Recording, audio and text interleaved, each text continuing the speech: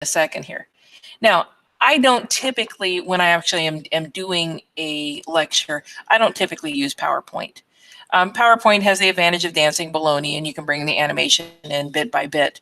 But because I teach a calculations class, I really need to be able to write on what I'm doing. So I usually print my stuff into OneNote. And with OneNote or a program like that, then I have the ability to write on it. And so that's what I do 90% of the time. So I still organize my notes in PowerPoint. The advantage of that being that in general, you want to organize your thoughts into no more than 7 bullets.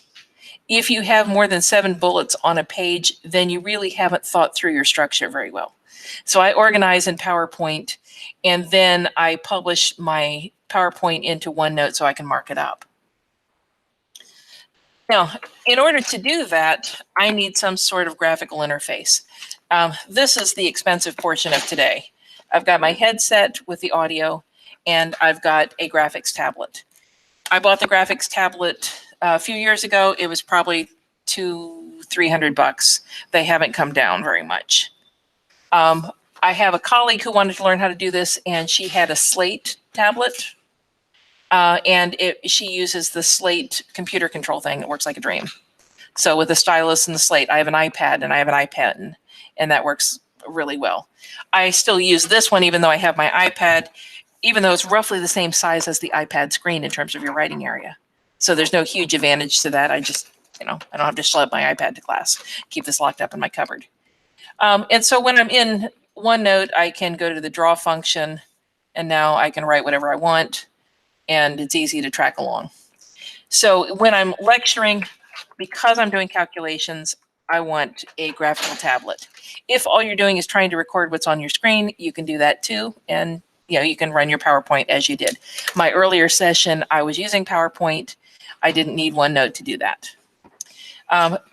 Invest in a decent set of headsets. When I say decent, they should be USB. They have the ones with the mic jacks. You will get terrible quality voiceover. So there has to be a USB type headset. I want to say this one cost me like $30. I probably buy a new pair every few years. They last me probably 5-6 years, and then they get so disgusting that I throw them away. I actually have invested in covers. You'll see the little white things because I don't want them to get disgusting. So that's your big investment initially. So let's go ahead and talk about what we have to do. First off, a question might be, why am I even bothering with YouTube? And I got a whole lot of reasons for this.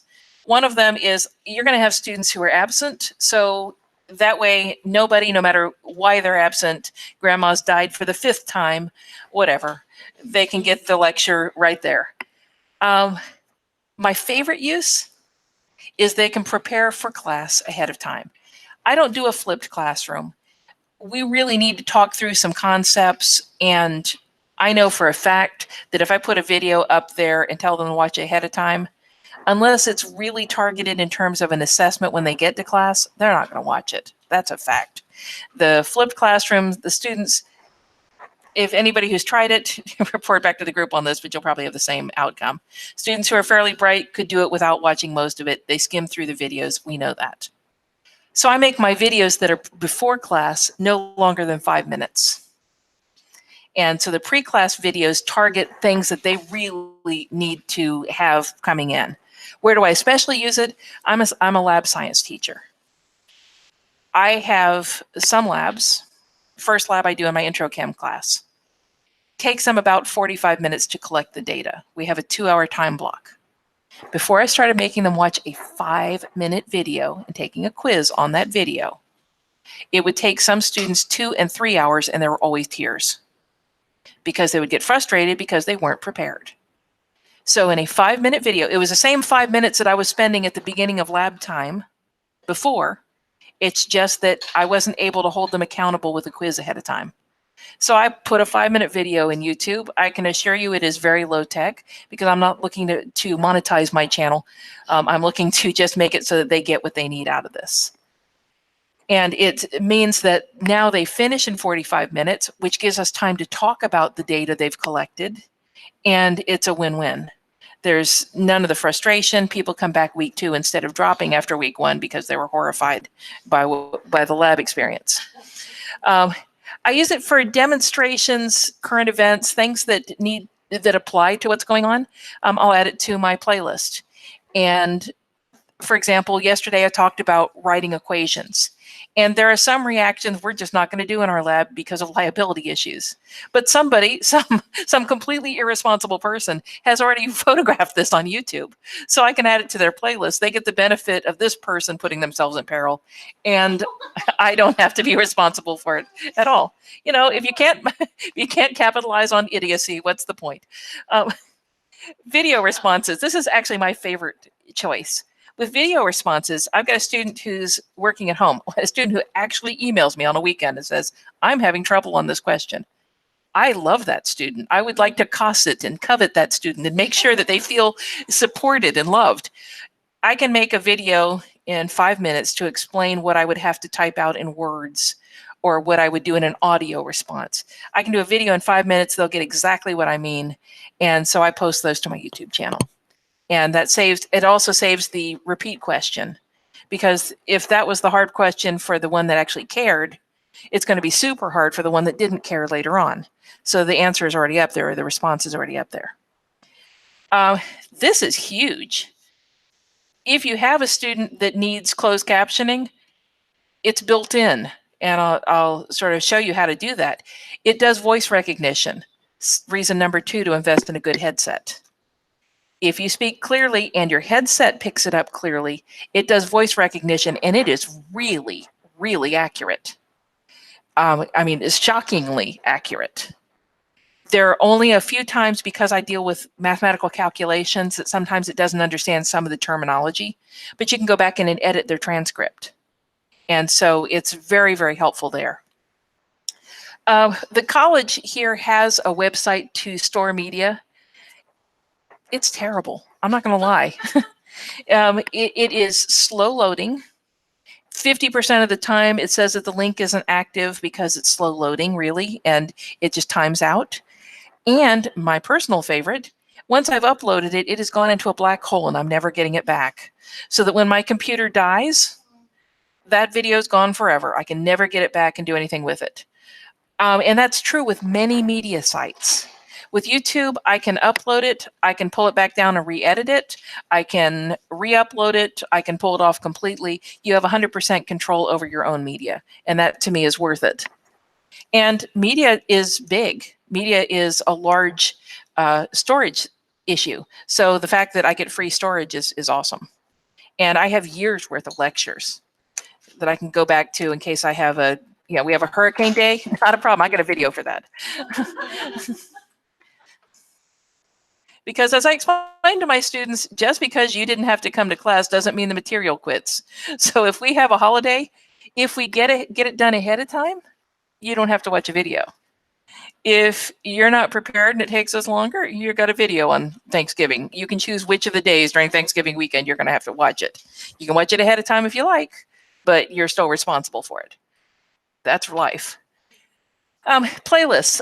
The advantage to playlists is that you can organize it according to the individual classes. Your students can go in and target, this was this day. They can go directly to their class, look up the day that they missed or the day they need to go back and review. You can easily organize that. You can arrange the videos in any order. You can, get those responses that pertain to a particular thing associated with the topic. Students can subscribe to your playlist so that as you add a new video, they're notified. And so they get that information. You can control access. This is a big thing because we're dealing with student data.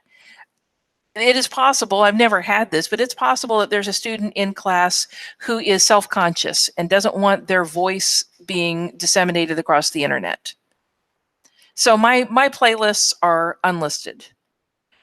It's very rare that I make a public playlist. They're unlisted so that only people that are in the class that have already heard that student's voice can have access to it. And I can remove them entirely. I can make them public if it is something that they feel comfortable with, but that's a really big factor for me. And I can easily add and delete the videos to the playlist. So it's a very functional. Yeah. It's through YouTube entirely. So when I go to YouTube, and I have a series of videos. This is YouTube's Creator Studio. When you log in and create a YouTube account, one of the options you have once you come into your account, you come up to the top here, you see that Creator Studio is where you control. This is where you can do editing. This is where you can manage adding and removing videos. So I go to Creator Studio and it brings up this dashboard. Now you can see that they're about to change their interface. And some of you, when you start today, it's going to send you to the new interface. The problem with the new interface is it's not fully functional. So come up to this corner, top right corner, even in the new interface, and it has the option of going back to the old version, or it says down here, go back, because it's going to load as a YouTube Studio beta. If it's showing up as the beta, see, beta is a choice here. I'm actually in the creator. So if you're loaded automatically in the beta, you can choose to go back to the original Creator Studio. So they'll have it ironed out by January. I've never had a problem with it. And they've made a couple lists. So playlists. As I'm watching a video and I think it's interesting, I can add it to a playlist. And so, for example, I really wanted to watch this video. I can subscribe to it. I can add it to. Wait, skip that. I can add it to some playlist, and I can choose which playlist or create a new one. So when I have a playlist, I can actually go in and change the settings of it. I can edit, for example, this is one of mine. This link means that it's unlisted. This one's a public one, the one that pertains to today's discussion. So I can edit my playlist and I can change the settings here where I can decide whether it's public or private. And so you can change that at any time. You don't have to decide that ahead of time. Exactly. Once you have created your playlist, one of the things you can do when you edit it is to, wait for it, see the share? You can either email it to people or you can just copy and paste it. And the only people that have that link can get in there. Of course, anybody that has the link could get in there, but it's not like people are selling these links on the black market because they want to watch my lectures. So if only, then I would monetize my site. So it's easy to create and add to your playlist. And so as I watch a video and I think, yeah, it's pretty cool, that's what I do. Did I really not get my whole lecture in here? All right. Checks and balances in terms of proprietary videos. For example, great NPR podcast, or a video if I want to put it there. No, because they've made it public, then it's in the public domain. It's not like I'm taking credit for it. It's just in my playlist. If they choose to take it down, then it's going to disappear from your playlist. It'll say deleted video. So, that happens. I don't know what happened to my PowerPoint printout here, but so before class, wow, that was bizarre. Before class, preparation, current events. No. Oh no, it's because I checked earlier. Had I printed to OneNote the latest, and apparently I didn't. One thing I do want to point out, when I'm doing this in class, how bad? You send them on a break, you get a 5-minute break. How long are they going to take? 10, 15, whatever. One of the things that I love to do, now you have to realize that if you do this in the middle of a recording, it's going to disconnect your sound. So before break, I stop that recording. I do a second recording for after break if I want to do this. I have discovered that if I put one of the trending videos up there and I start it a minute before the end of break or 2 minutes before the end of the break, they will come back early to see them.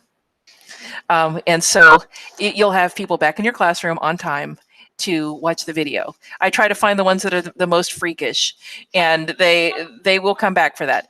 But because you have to detach your headset so that they can hear the audio. That's why you have to. So if that's the downside to having them watch one, but it's worth it if you have a trouble with them not coming back to lecture. After class, again, up to speed, follow-up topics, video responses. Talked about the logistics. So it costs you 10 minutes and whatever equipment you're going to use. Again, if you have an iPad or a Slate or something like that, you can use TeamViewer, and you can control your computer, and that will allow you to control and write on whatever you're doing. If you don't need to write, then no problem. But because I do calculations, I have to write. And I can't think without a pen in my hand. You probably have that experience. Now, if you are creating a YouTube to do the live streaming or this new live event like I'm doing right now, you have to allow 24 hours after you sign up. So don't expect that you can sign up today 10 minutes before class and then go to class and have it work. It takes them 24 hours. I don't know what they're doing during the 24 hours. They're probably just drinking coffee and laughing. I don't know. So you're going to have to select whatever your interactive tools are to work with that. And again, the TeamViewer is the one I use with my iPad. It's a free app. You install TeamViewer on the computer you want to control. I use the TeamViewer app, and I'm controlling everything on the screen. And so you can, work with that, and you can walk around the class and that sort of thing. So Creator Studio is free. The closed captioning takes you about 2 minutes per class. It will let you blur out if you have actually done video that has people in it. It will let you blur out selective portions of it. It allows you to trim, and it takes about 10 minutes to do that. Trim means there's dead time. When I send them off to break, I don't really want to have that part in my recording. So I go in and I reduce some of that. Or if I have them working on a group project, around the classroom, I don't need to record the sounds of the classroom for 20 minutes. So you can go back in and trim things. And if you're dying to, you can put music in. Don't do that. Only monsters do that. Unless you're really looking for a high quality professional thing. If you're just trying to get your lectures out there, they don't want to listen to your music choice. They just want what they came for. If you want high quality and you want to do editing, use something like Camtasia or GarageBand. I have a personal Camtasia subscription. I think it cost me $99 or something. It's not that bad for an instructor, and you can do really high quality editing, and you can do much nicer effects with that. You can add quizzes into it and things like that. Is that a one-time thing and pay once? Yeah. Yeah. And so Camtasia is very reasonable for that. So delete dead time, allow for multiple takes. Let's say that I'm doing a lecture at home because I know that they've missed something and I want to give them a follow-up, or maybe I'm doing a pre-lab. There's times when I'm at home and the dog's barking, my husband's cursing randomly in another room. I would like to go in and take that back out. So the split trim function is a very nice portion of that. And these are the steps. It's 1, 2, 3, 4, 5, 6, 7, 8, 9 steps to do it. And it takes about 10 minutes. It's actually a very, very easy process. And I made a little video to show that. The videos that I made for today have no audio. It's because I don't want to disconnect my sound. Split and trim.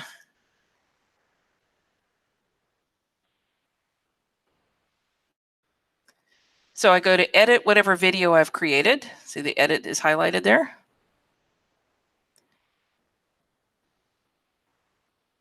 And then I go to enhancements.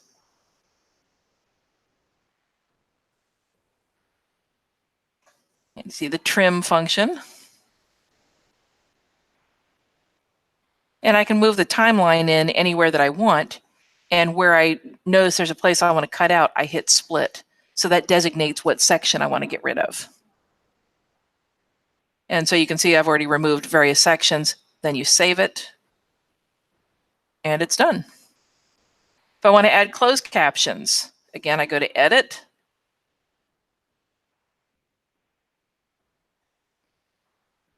Maybe that's the next one.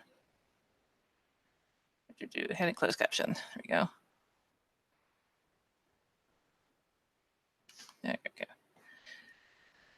think it's playing, is it? Oh, there it goes. Okay. So edit, see the subtitles and closed caption up there.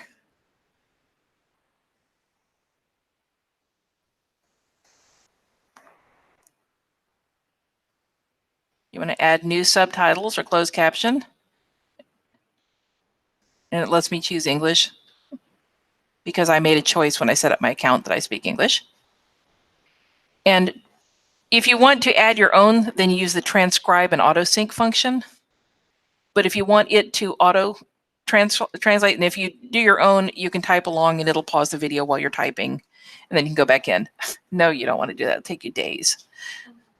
Actually, the recommended time frame is 10 minutes of video. Takes 2 hours of editing if you want to do your own transcripts. No. So I go with the one where it transcribes for me. Yeah.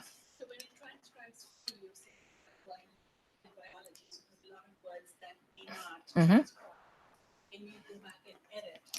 Absolutely. You can see that this is what it picked up from my words, and entirely through voice recognition.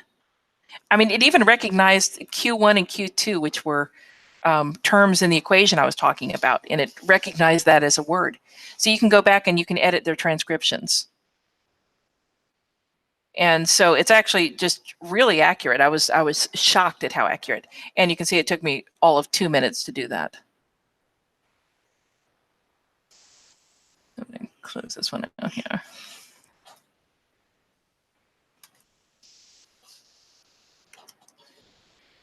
So the split and trim thing is an important function. The adding closed caption thing is an important function. The split and trim, no lie, it takes me about 10 minutes a day, max. Usually 5 minutes. If I know that in the middle there's a break, then I can very quickly go to the middle, review that time frame, put the splits in, and then just X them out.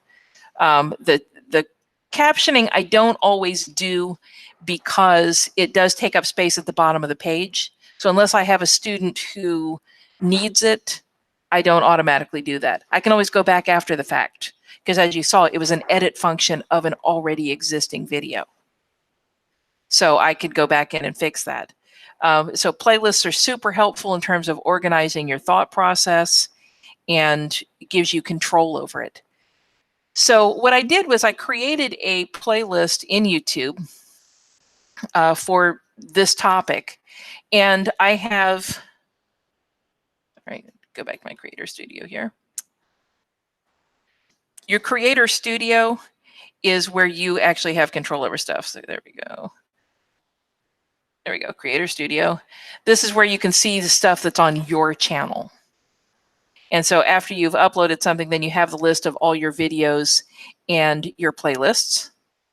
And so in my playlist, I have my videos that don't have any edit or any voiceovers at all.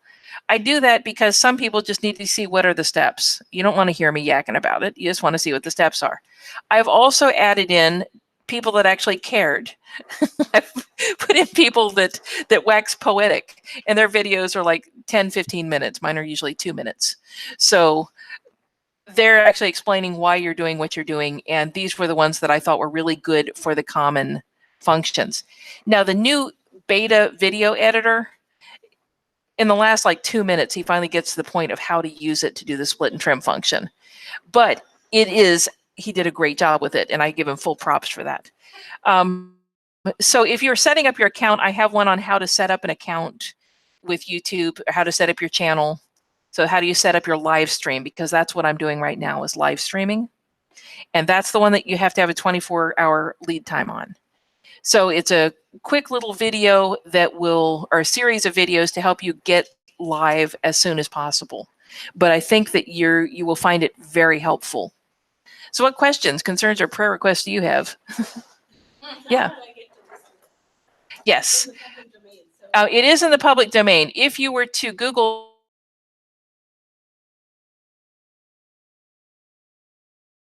what shall we call it?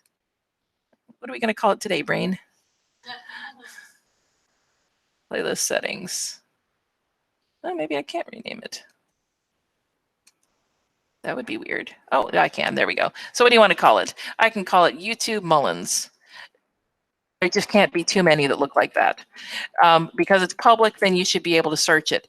If you want to get there quickly, instead of everything that has the words YouTube in it, you might want to put that in quotes, YouTube Mullins in quotes, and then it'll come up with that very easily. And I'll add a copy of what I talked about today here as well.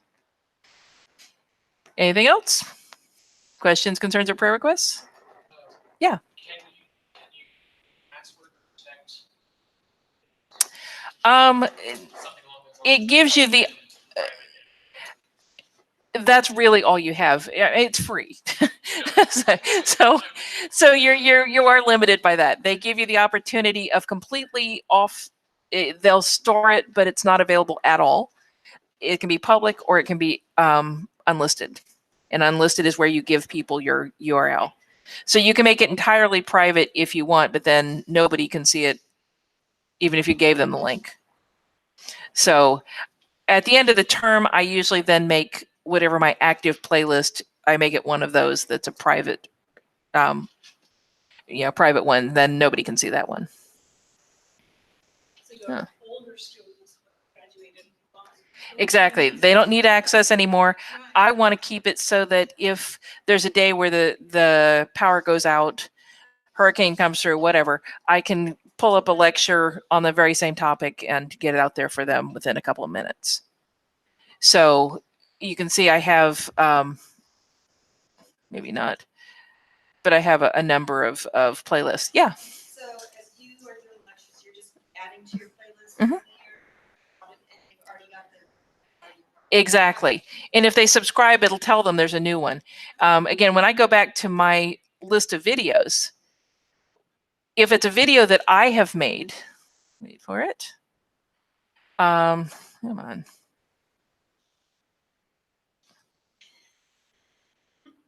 This Creative Studio thing. So here are videos that I have. I want to come to my video manager. These are the ones that I've made. Come to Video Manager, and it gives me a list of all the videos that I've made. And so I check on this video, and I add it to either create a new playlist, or I add it to one that's already existing. For example, this one was my night class from last night. I'm going to add it to my night class playlist, and now they have access to it. Oops, did I just drop it somewhere else? Let's see where I've took. Yeah. So now they have access to it. Until I click that box, they don't have access. So you have to add it to your playlist in order for them to have access to it. And so it's as easy as that. If I want to get rid of it, then I can edit my playlist. So if I go to my playlist and I go to my night class, and I really want to mess with them, you can see that I have it set up that it goes just automatically according to date. So the one at the bottom is the most recent. Then here you have the option of removing something from the playlist. So you edit the playlist and you go to your videos link if you want to add something in. And if there's something that I want them to see, for example, there's a video on nitrogen triiodide. Fabulous video.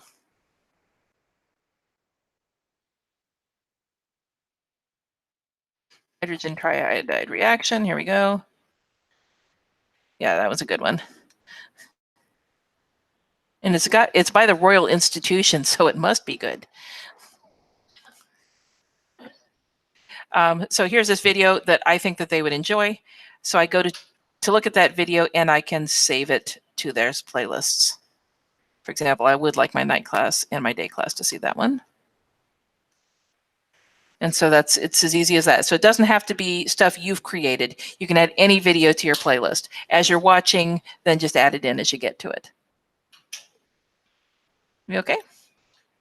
Anything else? All right, go away now. It's lunchtime, isn't it? Soon. Well, this is amazing.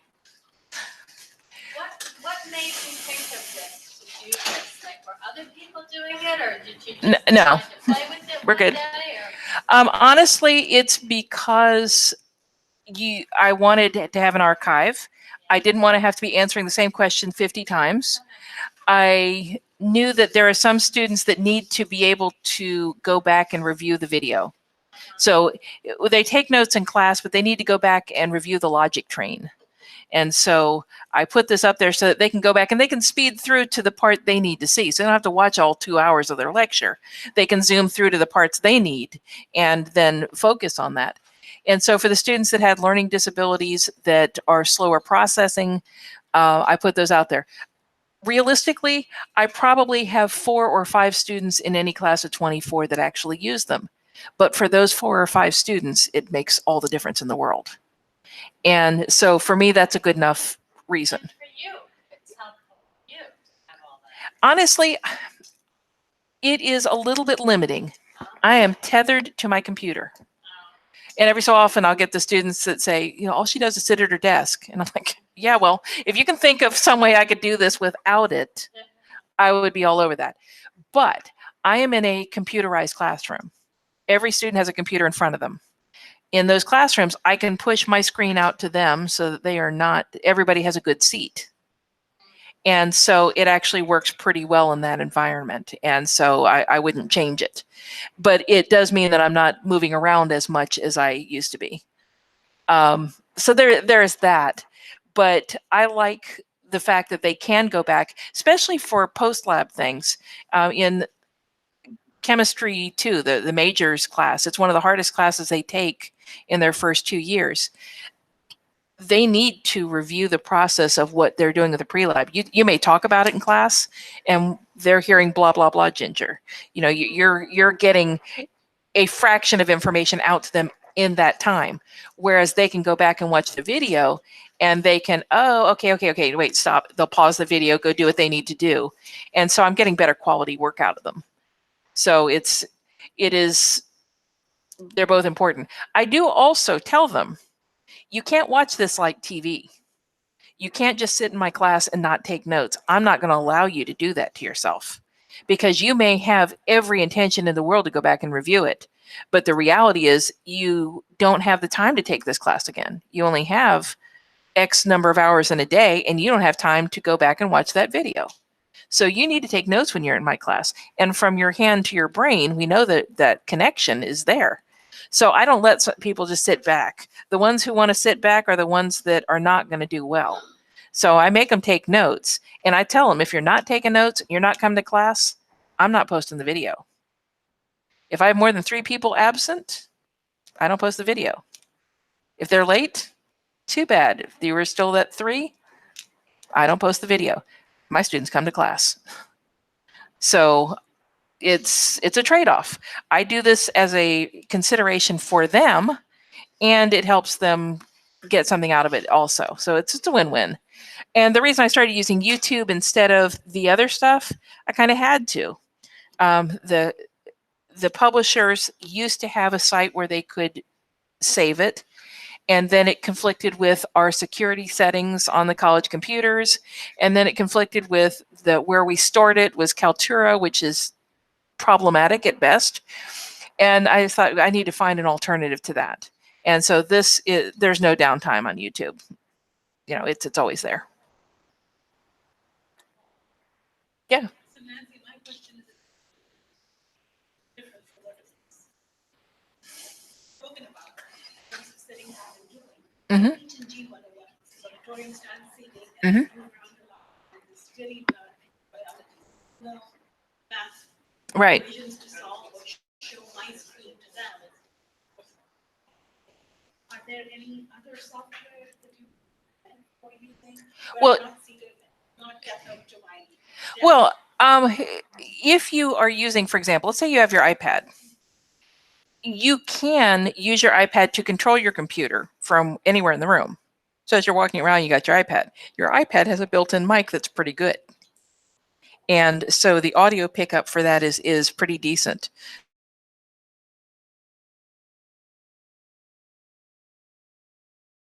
So you can be doing the same. If I had a class where I could be just discussing the philosophy of something, then I could, be pedantic from afar, holding my iPad aloft as I wax poetic on this stuff. But for me, I really do need that option.